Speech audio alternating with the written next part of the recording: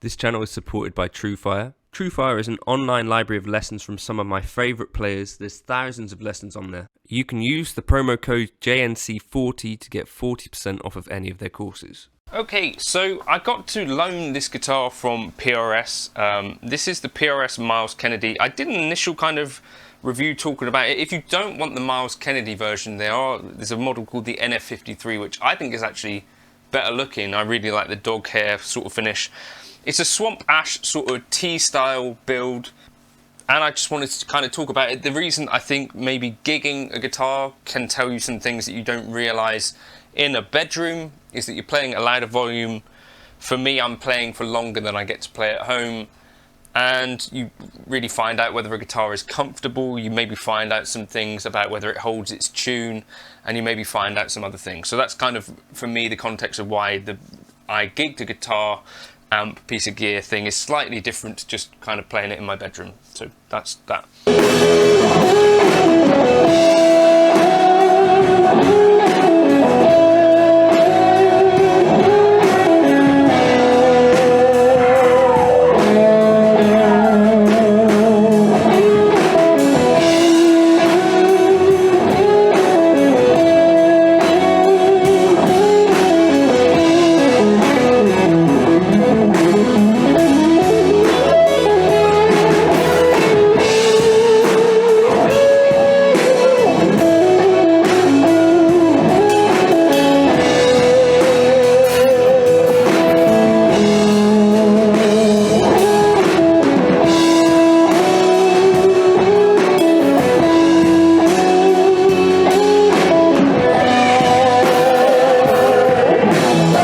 First of all, some of the positives for me, the neck shape is like that Goldilocks sort of telly thing where it's not no caster thick and it's not super skinny, but for 2 hours gigging the thing, just super comfortable. I was never thinking, right, my hand doesn't feel right here. It just feels perfect for me. The upper fret access is good when you need it. It riffs well. It does clean stuff really well, you know, like spanky chords and stuff like that.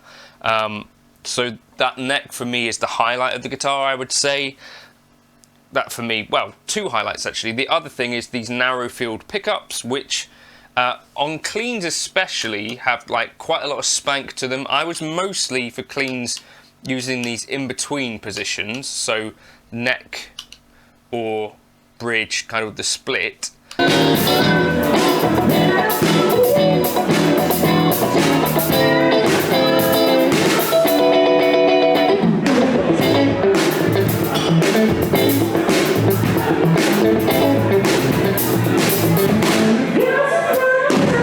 And then on either side of that, you've got kind of the full humbucking version of the narrow field, or the full humbucking version of the narrow field neck. Particularly the neck pickup with the Nobel's ODR1, there was some moments that got a really beautiful kind of glassy clean, which I was super happy with.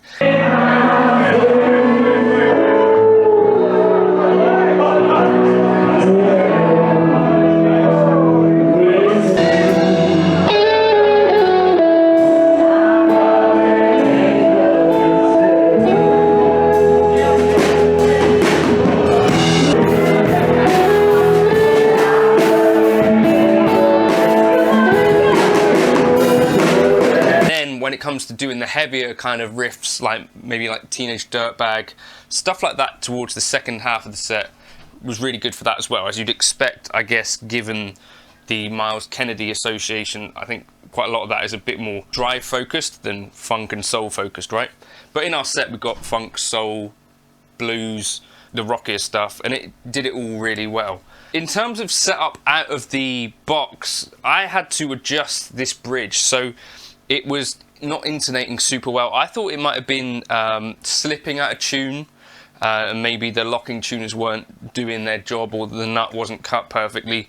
But I think what was happening is that it was just not intonated properly out of the factory. So I brought this closer to here, and the guitar actually holds tune and intonates really well and sounds pretty good and in tune all over the neck now. But so just, you know, in terms of transparency, I had to do that.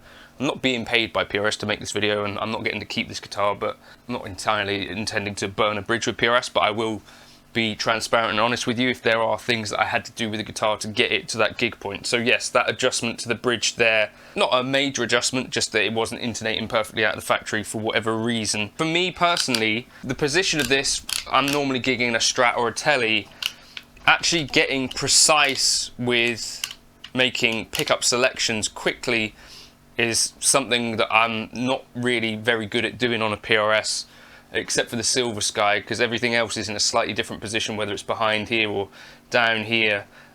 So I find that a bit tricky, so that's kind of like an ergonomics thing. The weight didn't matter to me as much live, so in the initial video I kind of pointed out that this is kind of heavy for a Tele style guitar, on the not light side I guess, so 8 pounds and 3 ounces. It's swamp ash body, maple neck, and so yeah, a little bit on the heavy side for me, but the belly cut and contours are super comfortable. Overall, actually a really comfortable guitar to gig, and sounds great especially, and does have some of that kind of Tele spank to it. There was a couple of times where I kind of was playing some kind of licks and I was like, that kind of spanks nicely. So that was cool. Yeah, the highlight for me, I guess, would be those clean tones really, where it was really nice, sort of not thin, not too thick for like a humbucker style guitar. So I think these narrow fills are doing the job, and importantly, totally silent. So they've got this hum cancelling thing going on, which I think they've absolutely nailed. For me personally, they're probably a little higher output than I would normally go for. But I don't know if the NF53 version, a slightly lower output maybe, or whether PRS do a lower output version. That would be the only thing that I might consider on this sort of guitar. So for me, slightly lower output pickups would make it even better, and a slightly lighter guitar even better. And the NF53s, as I say, I think look even better than these two. But overall, solid build quality. I mean, as you'd expect for this kind of money, you know, sort of a $2.5, $3 grand guitar, you're going to hope that you're going to be able to do a gig on it. As I said, I had to make that little tweak, but in general, very impressed with it. Really enjoyed it. Felt perfectly decent on the gig and not heavy. I was a little concerned that it might feel heavy after gigging it for 2 hours, but it's just super comfortable with the belly cut and everything like that. So yeah, would do it again. It's only a loaner, so I'm probably not going to get a chance to gig it again, and in any case, it's a bit risky in it. This was a Forces gig.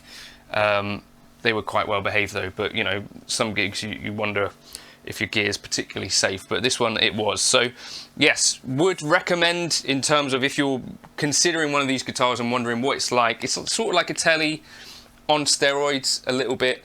I do appreciate those pickups. They do sound really pretty decent, I think. Plays really well, stays in tune, little setup tweak to get it working. Locking tuners do the job, and I think it's got a pretty classy look to it. As I say, the NF53 I think look even better. Thanks to PRS for letting me check it out. This one will be going back shortly, and you know, I'll hopefully be able to demo some more PRS guitars if you're interested in that. If you're not, let me know in the comments as well, and let us know why it is that you don't like PRS guitars, if you don't. Anyway, yes, never expected to try a Myles Kennedy Tele. Better than I thought, I think.